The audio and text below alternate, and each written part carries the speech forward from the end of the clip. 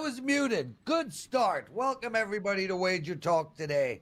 I'm Lawrence Presman. We got a great show lined up for you all. Tons of betting information ahead.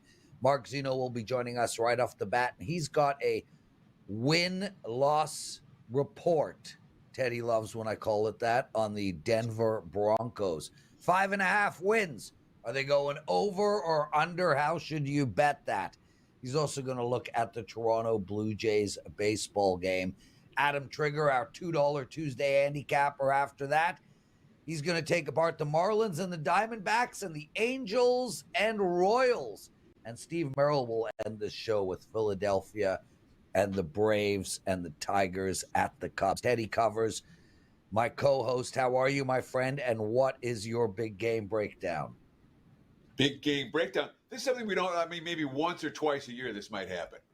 But I did a big game breakdown over the summer talking about Georgia Tech and Florida State.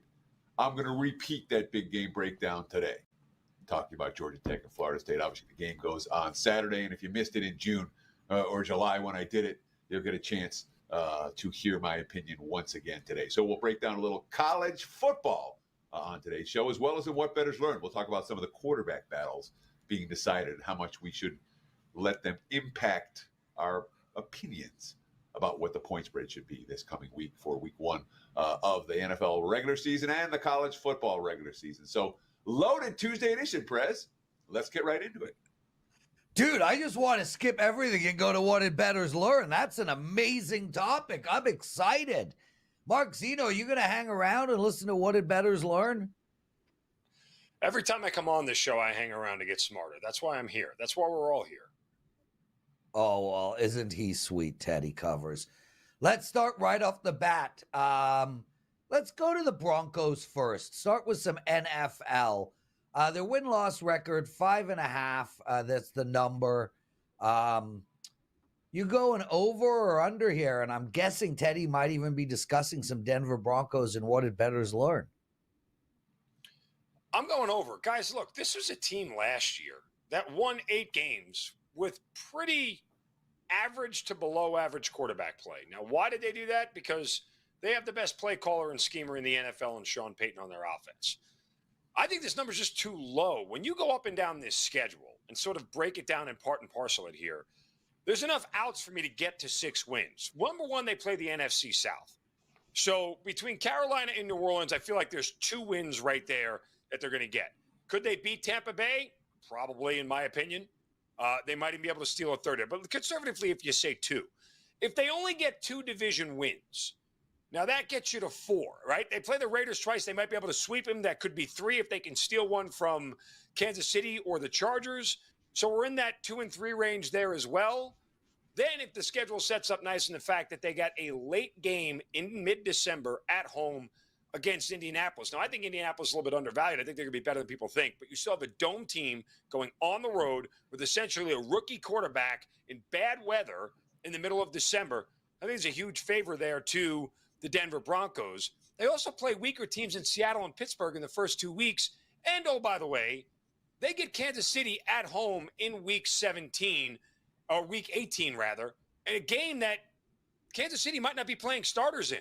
They might have everything locked up, and it might be a game that Denver could easily win. So there's a lot of extra outs here, guys, that they could get to 6 wins. Now, if this was 6.5, probably wouldn't bet it. But at 5.5, I just think we came in too low here. And unless Bo Nix is god-awful, and it looks like he's going to be the starter, unless he's god-awful, Sean Payton will do enough here offensively to get this team to 6 wins. So Denver is kind of in a unique situation this year because they've got more dead money in their salary cap than any team in NFL history. After paying off Russell Wilson and paying Russell Wilson, and now they're paying Russell Wilson to be the starting quarterback in Pittsburgh, or potentially be the starting quarterback in Pittsburgh. But from a cap hit standpoint, that's like a fifth of their salary cap is going to a guy that's not there. You talked a lot about schedule.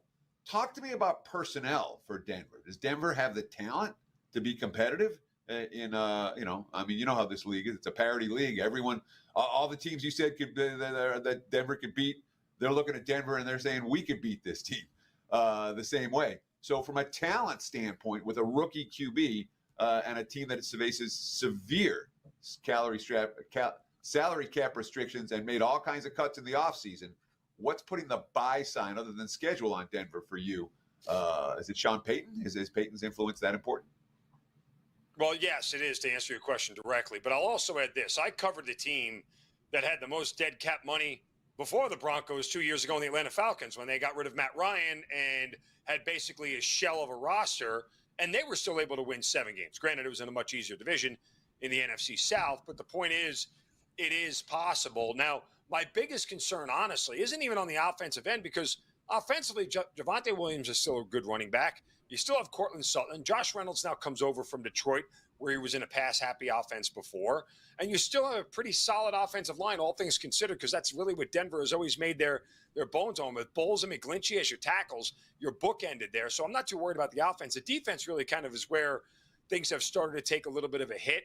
I have some questions on the interior defensive line and how good they'll be in there. But you still have Patrick Surtain. You still have a decent secondary, and Baron Browning in your linebacking core. For me, again, I think the defense is the bigger concern here, because I don't know that this is an offense that can catch up, right? Like, that's what we're talking about, Teddy. Like, if they get down in games early, I don't think this offense catches up well. But from a positive game script, I think Sean Payton can scheme his way through a lot of situations. Mark Zinno joining us, everyone. And Mark, conceptually, I agree with this pick. And I think it is very well related to their schedule. I think you outlined it beautifully. I agree they could probably get 2 playing against Carolina, New Orleans, and Tampa Bay. I agree there's a game there to be won in Pittsburgh. And I like that you have that backdoor opportunity, hopefully, if you make that bet and they need that last game, Kansas City sits their starters. I like that handicap, and some of our listeners agree as well. Let's go to some baseball here. And Toronto is playing Cincinnati today. Both teams completely out of it. Okay, well, Cincinnati 6 games back of the wild card. Crazier things have happened. They did win last night. Where are you going in this game? Yeah, I mean, look, I'm going to do something I don't really feel comfortable doing, and that's back the Toronto Blue Jays. And there are 3 reasons why I try not to back the Toronto Blue Jays, because they have 3 things in common with my ex-wife. They cost me money, they're untrustworthy, and they don't put out enough. So from that standpoint, I'm in a difficult situation. But they have Jose Berrios on the mound. Let that lie, dude. Let that breathe. Okay. Tomorrow we'll have Mark Zeno's ex-wife on the show with a rebuttal. Now continue. Berrios, fantastic at home this year. 8-2 record in 12 starts, a 2.83 ERA, holding opposing hitters to a 218 batting average at home this year. So we get the strength of Toronto there. And they're going up against Carson Spire of Cincinnati, who on the road this year, his numbers are god-awful. 6.30 ERA. He's given up 15 runs in 20 innings, along with 3 home runs and a 250 batting average against.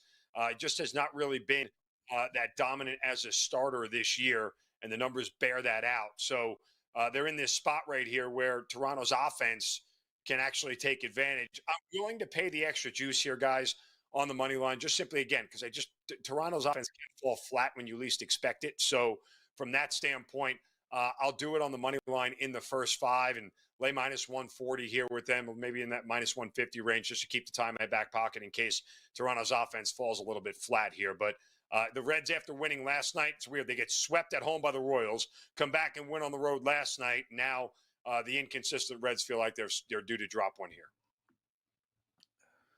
So I apologize. I had to look this up.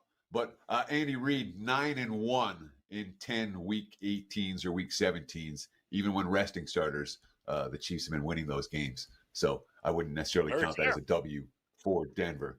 But I remember looking at that over the summer. I'm like, wait a minute. So that stood out to me. Sorry to go back to that. Teddy, and I know you're going to rebuttal. Just to jump in real quick, I think the Chiefs are going to need that game regardless. So I wouldn't include that game as an automatic W for sure. But nicely done on the lookup, bro.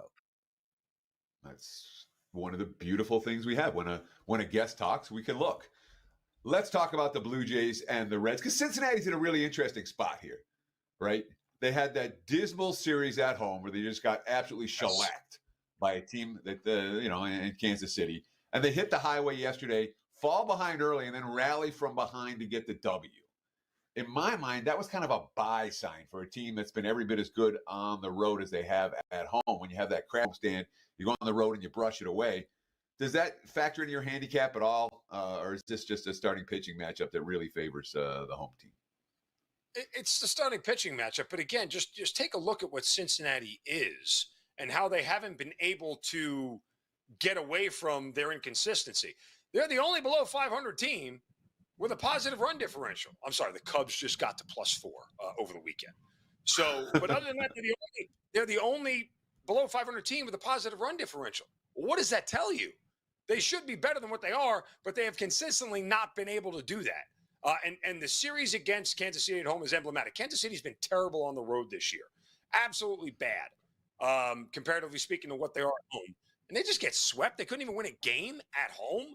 I mean, they are incredibly inconsistent. They're hard to trust. And, with the pitching matchup here was enough for me to fire on Toronto, especially in the first 5, because I don't want Toronto's bullpen being part of anything, right?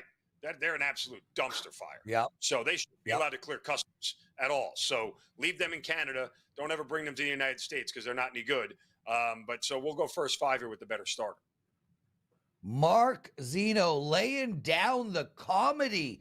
And Mark, it feels to me, and I just clarify, if you will, it sounds like the Cincinnati Reds are similar to your ex-wife as well. Inconsistent and annoying, yes, pretty much. I would tend to say that they fit that same mold. By the way, guys, real quick, 5% best bet up on the site today. 23-8 in the month of August, 74% in MLB, number 1 in units, winning percentage, ROI at WagerTalk in the month of August. So a 5% best bet tonight, along with the second play, 2 MLB plays up on the card as we continue to stay hot on the diamond. So go check it out, wt.buzz/MZ. It's a much better payout than my ex-wife. There we go. Mark Zinno, outstanding stuff. Guys, take advantage of his 5% play, and he's obviously seeing the field well. He's doing great. Number 1 baseball handicapper this month over at WagerTalk.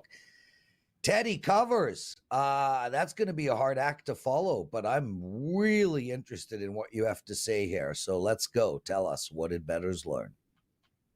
Well, starting quarterbacks are getting announced all over college football, NFL too.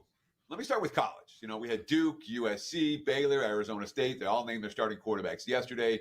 They're all on the front page of the ESPN.com college football page. So clearly, these are newsworthy stories. From a power rating standpoint in college football, these quarterback battles really don't matter all that much. Player A is a 5-star prospect. Player B is a scrub. Player B wins the job. That means he can play, or player A is not as good as we thought. Keaton Slovis is a frosh for USC, a great example of that, where the 3-star guy came in and outplayed everybody. Once a starter is in place, if he gets hurt, benched, replaced, you can adjust your power rating numbers based on how good that starting quarterback was.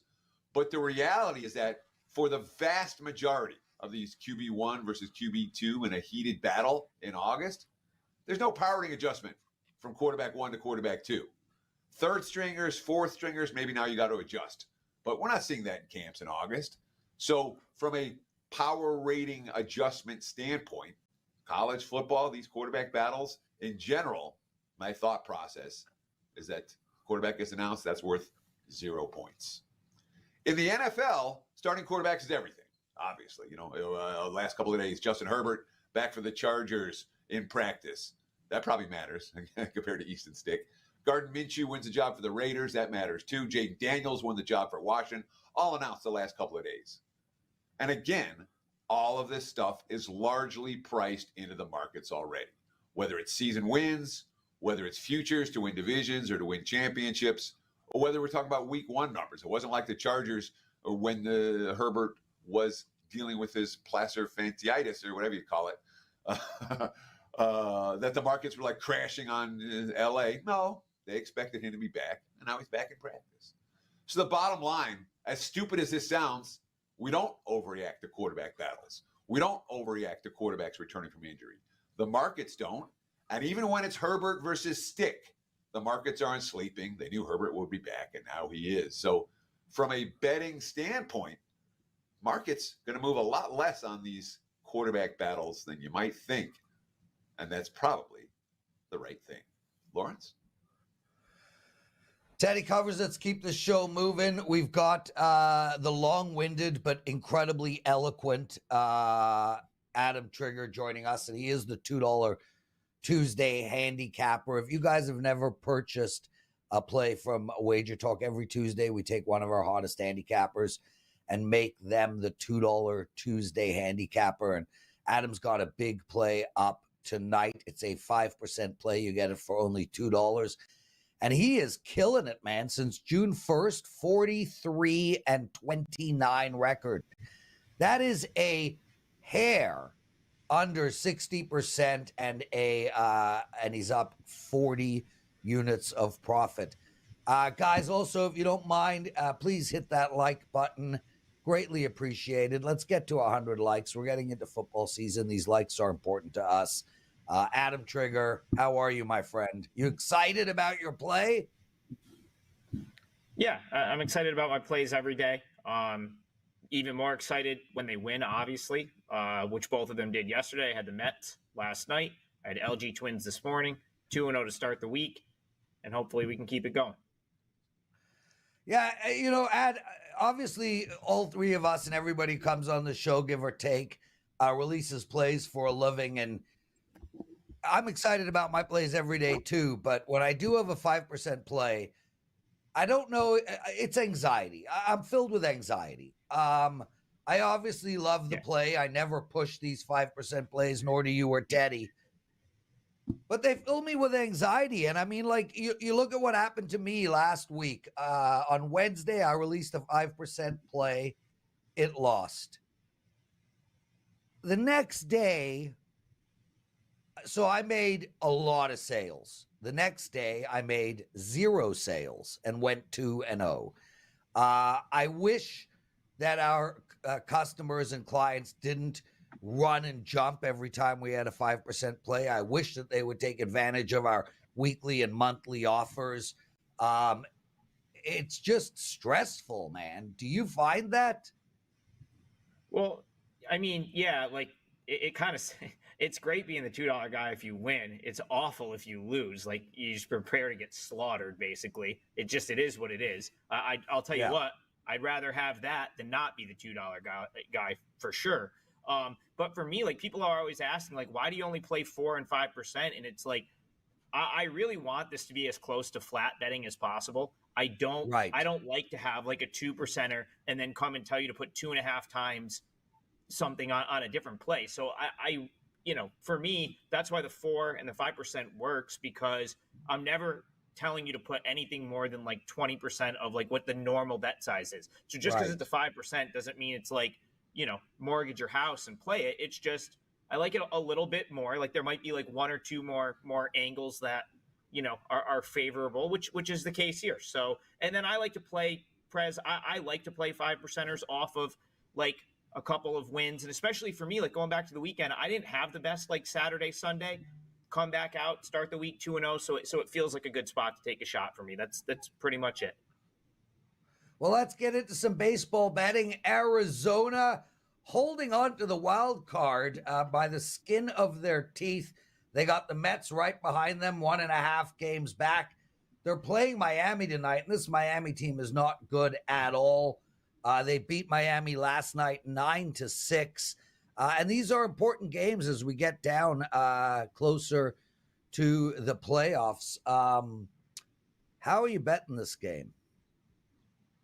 So this is a bet for me. This is a 4% play. I'm not going to hold out on you guys. I figured I'd bring it for free. So really, my whole slate today is $2 because I'm going to give you this one for free. I'm going to go against the Diamondbacks here, and for a couple of reasons. One, they're 45-24 since June 1st. It's the best record in Major League Baseball. They've also scored 406 runs since June 1st, which is the best mark in Major League Baseball. So like that's starting to permeate into the line. They're getting priced as a top option. A big part of that success is Ketel Marte, who's now on the IL. So you're going to take a 930 OPS guy out of the lineup. He hit the IL with an ankle injury, and you're going to have Kevin Newman and Blaze Alexander kind of platooning to take those at bats. That's a drop off right there. And I would never just bet a Major League Baseball game off of one guy being out of the lineup. But when a team's getting priced as a top option, and you take what I consider to be one of the best 10 to 15 position players in the majors out of the lineup, it's certainly worth acknowledging, and that's why I wanted to point it out here. Now, another reason I want to play against Arizona in the spot, Prez, I'm willing to fade Eduardo Rodriguez. He missed most of the season with a lat injury. He finally made his 2024 debut a couple weeks ago. I wasn't impressed with him in either of his starts back. I was surprised that Arizona didn't have him rehab at all in the minors, from an injury like that, and then re-injuring yourself. It would seem like you would have a AAA stint, and they didn't. They've kind of gone to this load management role where they've got 6 starters, so it looks like they're going to let him and Merril Kelly kind of work their way back at the big league level. But the concern for me here is the fastball velocity has been down in his first 2 starts, and another concern is right-handed hitters through these first 2 starts are destroying him right now. And the Marlins lineup is all right-handed hitters for the most part. So you're going to have some, what I consider to be like good, should have some good batter to pitcher matchups, in this game for the Marlins. On the other side, you got Edward Cabrera. He's a little inconsistent, but his stuff is awesome. And, he had a dud last time out against the Phillies, but his last 6 starts have been pretty good. 3.48 ERA. At home in 27 appearances in Miami at home, he's got a 3.7 ERA. And again, this stuff is above average. So if I can catch him on a good day, there's a good chance the Marlins win this game. But even so, plus 1.5 was minus 125. I thought that was cheap for the run. So this is a 4% play for me. I really like the Marlins here. So you talked a lot about the pitching matchups. I want to talk about these 2 lineups for a minute, because Arizona's tearing the cover off the ball. They did it again yesterday, even without Marte in the lineup. All right, and admittedly, that's a big takeout. But Arizona has just been, they've literally been tearing the cover off the ball. They've been an over machine. They've been crushing mediocre pitching. They've been crushing bad bullpens. Miami, how do I phrase this? Not so much. Comparing these 2 lineups, if we take the starting pitching out of the equation, doesn't Arizona have a huge edge? Isn't Arizona 2-1 favorite? No, I actually make this more like Marlins plus 120, and I'll tell you why. So I think the Marlins are going to light up Eduardo Rodriguez. He hit the 2 starts he's had so far. Right-handed hitters are hitting like 350 against him. And if you look at this Marlins lineup, it's all right-handed hitters. I'll give you a prop. I'm not a big prop guy, not a big squares guy. Jonah Bride has been killing the ball for the Marlins. And he's not a big name. He's a guy that I had circled when he was down at Jacksonville that I thought would play well when he got called up. He's been killing the ball, and I could totally see a veteran like Rodriguez not really putting much thought into facing him.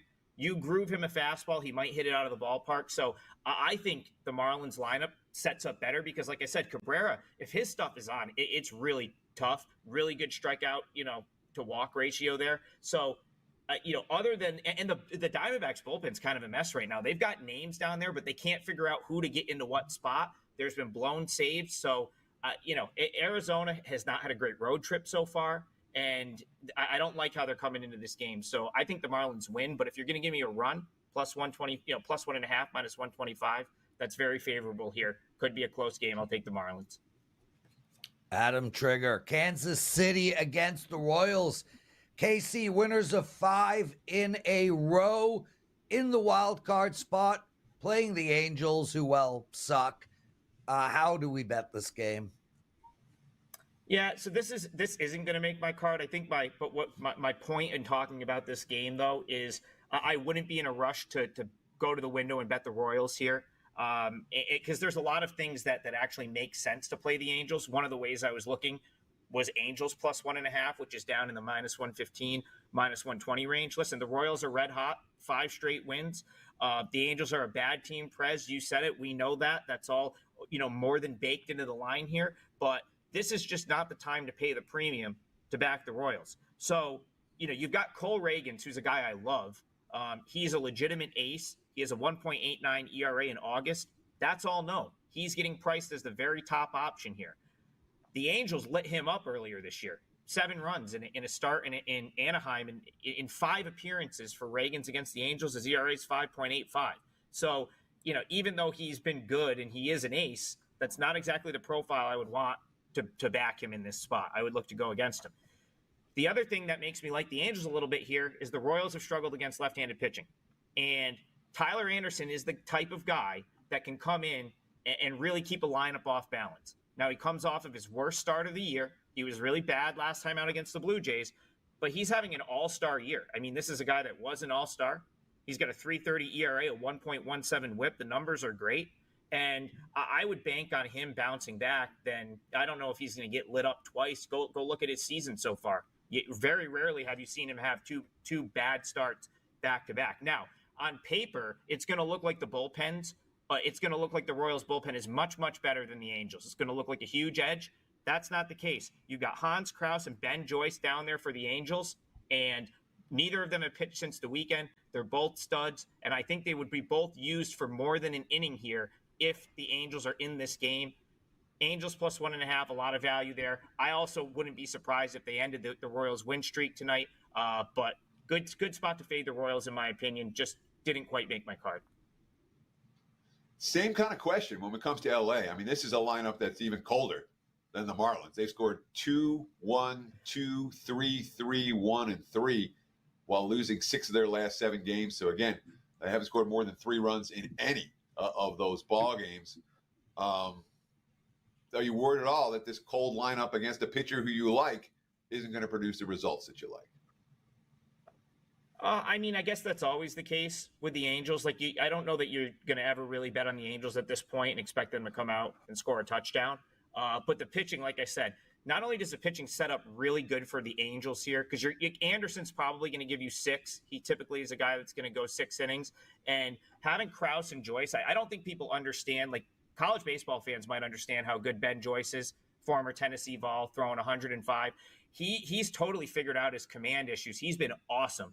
And Hans Krause has been awesome as well. So, those 2 guys in after Anderson is going to be tough for the Royals, especially with the Royals' struggles against left-handed pitching. On the other side, all of these Royals relievers have expected regression. If you look at the expected regression metrics, that whole bullpen is kind of due to get hit a little bit. So in a game like this, that's why I want the run, Teddy. I could see a 3-2 type game. So give me the 1.5, with the Angels here, minus 120. I think that's probably the better bet. Adam Trigger joining us. Guys, he's the $2 Tuesday handicapper. Adam, you got a 5% play up tonight. Tell us why everyone should get it outside of the fact that it is literally only $2. Yeah, 5% play. Spot I really love. I gave you the 4%er on the Marlins plus 1.5. So, for $2, you get my whole card today. And why? I don't know. Prez, you just heard me break down those 2 games. I think I sounded pretty convincing, so that's why you should go get the $2 baseball play. You always do. Plus, you're rolling right now, brother. Up 40 units of profit since June 1st. Kick ass tonight, Adam. I hope you have a wonderful evening and you put your head down to sleep knowing you cashed a winner. Teddy Covers, it's time for your big game breakdown. Big game breakdown, a rare repeat, but this game goes on Saturday. I talked about it once over the summer. I thought I'd talk about it again today, even though we're not getting the best of the number anymore. That being said, Florida State and Georgia Tech, Dublin, Ireland, noon Eastern time, 9 a.m. Pacific on Saturday, August 24th. It is the first game of the college football season. And of course, Florida State, we know what happened last year. They had a 13-0 start. Then they had a quarterback injury. Then they got kicked out of the college football playoffs. We didn't get a bid to the college football playoffs, and then everybody opted out, and they lost 63-3 to Georgia, which was not a pretty bowl game in the Capital One Orange Bowl. So, new season this year, new quarterback, DJ Ugalele, who's not one of my favorites. I always thought that he's a guy that's dating back to his time as Clemson, that he was more hype than production. He transferred from Oregon State, played well last year, but again, not a guy, third college in the last 3 years. I'm not looking at Florida State as a team that's likely to be a juggernaut from day one. I don't have a lot bad to say about Florida State, but I'm not convinced that they're the 13-0 team. The team that started 13-0 last year are going to be as good at that. This bet is all about Georgia Tech. All right. We're not anti-Florida State. We're pro-Georgia Tech. Brent Key in his second season. And again, we talk about coaches transforming programs. Second year, third year. That's where you tend to have the transformational seasons. Last year, the Yellow Jackets went 7-6. Don't be fooled by the record. 3-4 start, 4-2 finish. And let's talk about what they did down the stretch. As underdogs, +12. They beat North Carolina outright. They were +1. They beat Virginia by 4 touchdowns. They were +14.5 at Clemson. They lost by 21. Fourth quarter pick six mattered a lot in that ballgame. And the point spread, +24 against Georgia, lost by only 8. +6 against UCF in their bowl game, won by 2 touchdowns. They've been a really good dog. They've shown the ability to step up in class. We like the team speed for Georgia Tech. And the sharp money's been flowing in on them all summer. You know, +13.5 we talked over the summer. Now it's +11.5, +11. Count me in. Yellow Jackets plus the points. I think they're live dogs in early start action on Saturday. There's your big game breakdown. Back to you, Mr. Prez. Teddy covers. Let's keep the show moving, man. Stephen Merril joining us. Steve Merril. Thanks for sitting in my seat last week, Thursday and Friday. Always can count on you. How's your week been? Doing well, and I want to wish you boys a happy second anniversary. This exact night, 2 years ago, Saturday the 20th, we were all doing the meet and greet in Las Vegas. Time flies. Well, yeah, and to say the least. I was trying to explain to my daughter yesterday how fast time flies. She's 23. Little does she know she's going to be 55 in a few days. So, yeah. How, I don't understand, but that it does. Let's get into some actionable betting information. We are going to talk the Phillies at the Braves. How you betting this game? National TV, Fox National TV here on Tuesday night. We've got some Major League Baseball at 7:15 Eastern, and this is our 7:20 Eastern to be exact. And this is a big game, obviously, in the National League East. Not quite as big as maybe we thought it would be a few months ago when the Braves looked like they were closing in on the Phillies, when the Phillies got a little bit cold.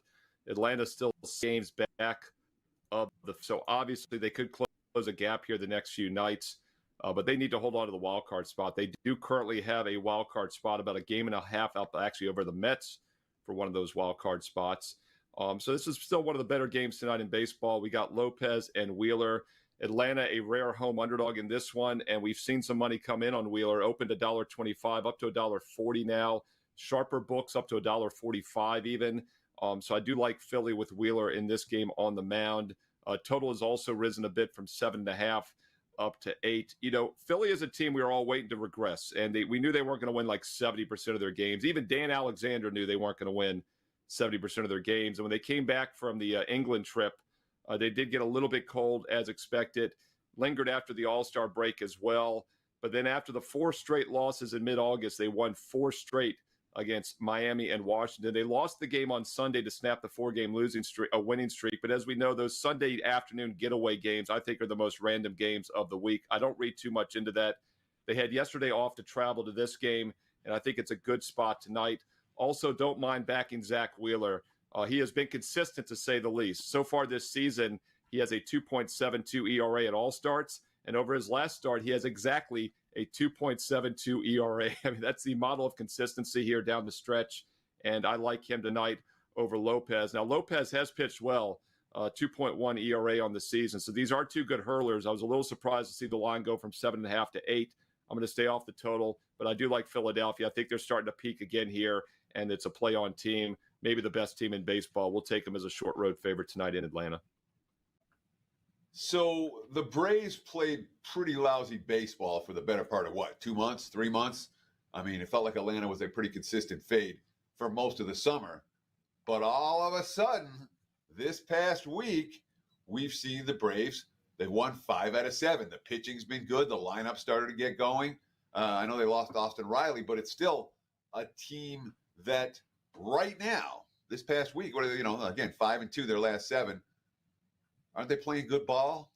I mean, the number came short and the bettors are betting up Philadelphia, why the number come as sure as it is?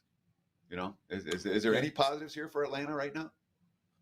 Still 10-10 their last 20, but you're right. They're trending the right direction. And I thought when they picked up Soler at the trade deadline, it would be a catalyst for them. I thought the Braves were due to start playing better. You keep in mind, 3 years ago in 2021, they lose Acuna for the rest of the season. They pick up Soler. He goes on to win the World Series MVP, and they win the whole thing.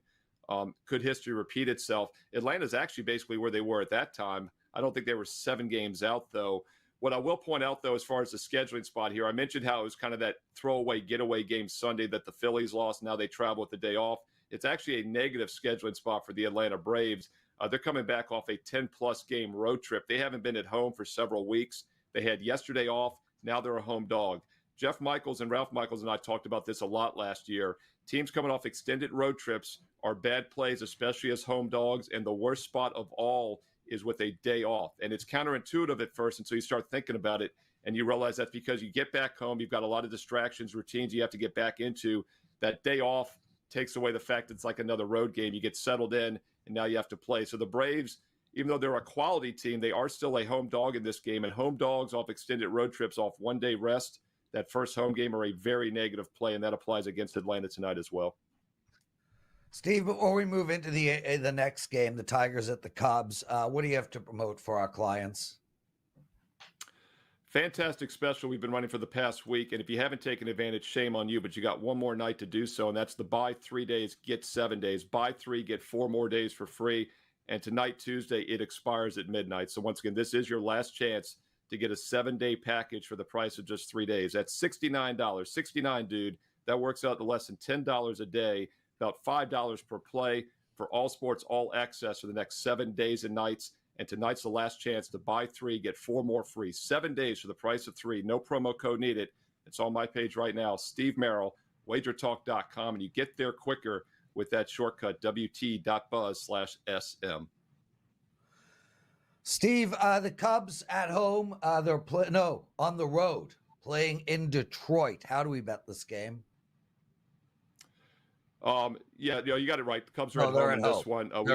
We are undecided on the Detroit pitcher. Undecided on the pitchers for Detroit as I do this early Tuesday afternoon, but it's a play against spot for Detroit, and that's why I wanted to talk about this game. And we're not talking the Yankee game here on the show, but it could maybe be a play a spot against the Yankees too. You know, we always say fade the Sunday night ESPN team, right? And it's been factored into the lines in recent years, but it's still a negative scheduling spot as that's a spotlight Sunday night game. Teams have to usually travel and often play somewhere else the next day. Well, I thought after watching that Yankee-Tiger extra inning Little League game on Sunday night, boy, this fade spot's going to be better than ever. And then I checked the schedule, and I was disappointed to see that neither the Tigers or Yankees played on Monday.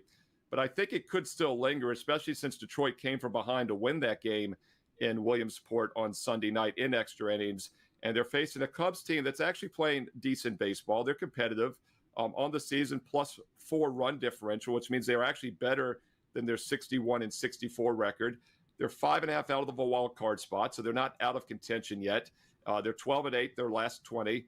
Tigers 10-10. So these two teams are pretty equal, but I think the scheduling spot is bad for Detroit, and the fact that they're undecided on the starting pitcher still is part of this handicap, and that tells me this is not a fully focused spot for them as well.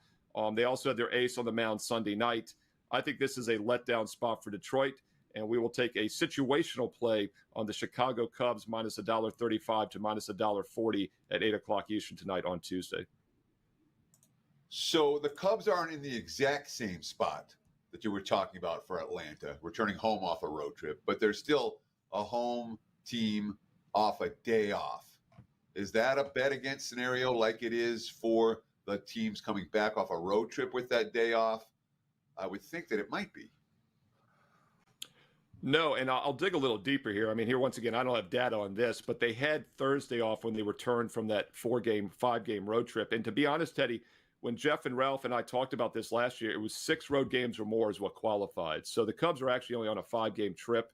It's when they're gone for multiple weeks because, once again, it's human nature. You get back, you got to go shopping, you got to deal with stuff that you haven't done for 2 weeks.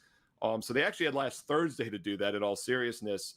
And then they were home for 3 days. So I think it's a different situation here. But we don't talk a lot about situational analysis for baseball. It's always starting pitchers, right? The odds are based on the starting pitchers, and they go less than half a game now sometimes.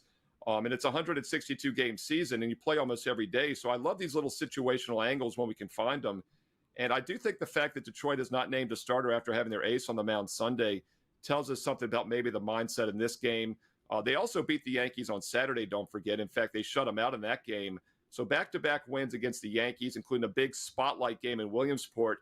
And that was a unique situation for the players. You had a lot of the little leaguers. They interviewed Garrett Cole late in the game when I was watching. He said it made him feel like a kid again. It puts everything in perspective.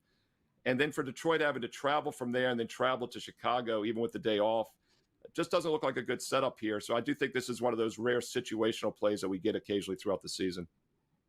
Steve Merril, outstanding stuff.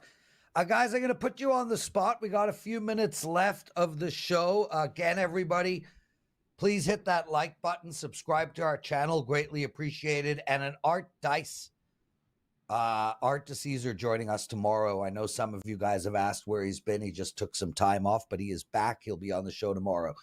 So I'm going to ask you guys a question. Look, I'm putting you on the spot. You don't have to answer if you don't have any thoughts, but I'm looking at the AFC South, and I understand what Houston did last year. I get it.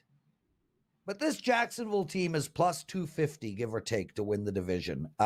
Steve or Teddy? Teddy, I'll go to you first. Do you find value on that? Or do you think, because that number is confusing to me. I feel like there's value on the Jags at plus 250 to win this division. So in general, I'm looking for future wagers that give me two choices, yes or no. This is a future wager that gives me four choices. All right. So inevitably, the house takeout is higher. Inevitably, your odds to cash are lower. Is Jacksonville live in the division? Yeah, they're live in the division. They're one of several teams that's live in the division. Plus 250 isn't enough for me to say, I love this team. They're definitely better than Houston. They're definitely better than anyone else in the division. I'm confident that Trevor Lawrence is not the mediocre quarterback that he's been. I think the Jags are what they've been, which is a decent team, maybe a pretty good team, but not a team that I'm excited about betting this type of future with. Steve?